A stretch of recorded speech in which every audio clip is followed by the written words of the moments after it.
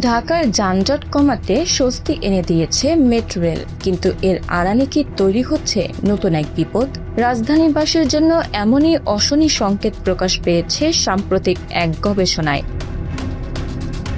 2022 সালের 28শে ডিসেম্বর আনুষ্ঠানিকভাবে মেট্রো রেলের উদ্বোধন করা হয়। উত্তরার দিয়াবাড়ি থেকে মতিঝিল পর্যন্ত মেট্রো রেল নিয়মিত চলাচল করছে।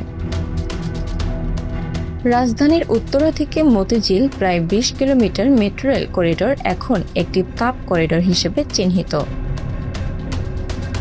গবেষণা বলছে, এই রেলপথ ও এর আশেপাশের এলাকায় তাপমাত্রা বেড়েছে 3 থেকে 5.5 ডিগ্রি সেলসিয়াস পর্যন্ত।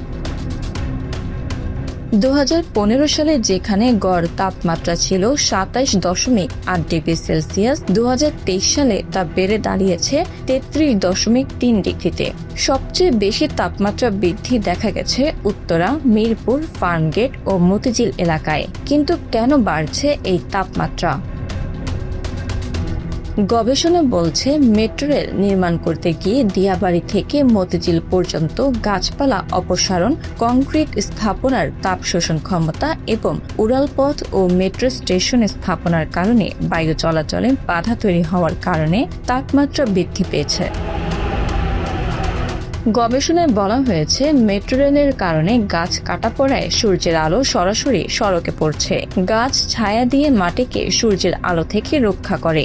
গাছ না থাকায় পিচ ঢালা পথ সরাসরি উত্তপ্ত হচ্ছে। অন্যদিকে মেট্রো রেলের ভায়াডাক্ট, যে কাঠামোর উপর দিয়ে মেট্রো রেল চলে, ওই স্টেশনগুলো কংক্রিটের তৈরি। কংক্রিট সূর্যের আলো শোষণ করে দিনের বেলায়, আর রাতে তা ধীরে ধীরে ছাড়ে। ফলে দিনের তাপমাত্রার পাশাপাশি রাতের বেলায়ও মেট্রো স্টেশনগুলোয় গরম অনুভূত হচ্ছে। এছাড়া উঁচু স্টেশন ও ভায়াডাক্টের কারণে ভূপৃষ্ঠের কাছাকাছি বাতাসের স্বাভাবিক প্রবাহ বাধাগ্রস্ত হচ্ছে। বাতাস চলাচল বাধাগ্রস্ত হওয়ায় স্টেশনের ভেতরে জমে থাকা তাপ বের হতে পারে না। ফলে এসব এলাকা উত্তপ্ত অবস্থায় পাওয়া যাচ্ছে। বিদ্যমান সড়কের উপরে মেট্রো রেলের এই অবকাঠামো দ্বিতীয় স্তর হিসেবে কাজ করছে। এটি শুধু নিজে উত্তপ্ত হচ্ছে তাই নয়, নিচের সড়ক ও উপরের অবকাঠামোর মধ্যে তাপকে আটকে দিচ্ছে। গবেষকদের মতে, ঢাকায় যেখানে 25% সবুজ এলাকা থাকা উচিত, সেখানে এখন আছে 10%-এরও কম। তাহলে সমাধান কি? গবেষকরা বলছেন, মেট্রো রেলের পিলার ঘেঁষে লতাজাতীয় গাছ লাগানো, স্টেশন ও আশপাশের ভবনে ছাদ বাগান করা, সড়ক বিভাজকগুলোকে সবুজে ঢেকে ফেলা এবং শহরে খোলা জায়গা ও সবুজ এলাকা বাড়ানো। বিশেষজ্ঞরা বলছেন, মেট্রো রেল দরকার, উন্নয়নও দরকার, কিন্তু পরিবেশের ক্ষতি করে নয়। কারণ আজকের এই অতিরিক্ত তাপ আগামী দিনের বড় জলবায়ু সংকটের ইঙ্গিত।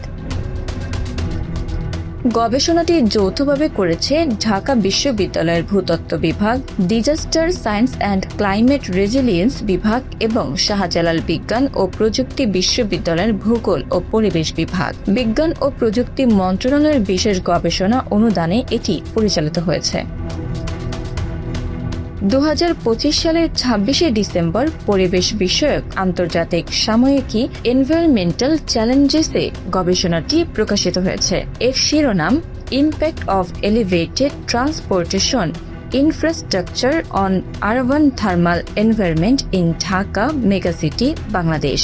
গবেষণায় 2015 থেকে 2023 সাল পর্যন্ত ভূ উপগ্রহের উপাত্ত ও ছবি ব্যবহার করা হয়েছে। Bangla affairs news desk.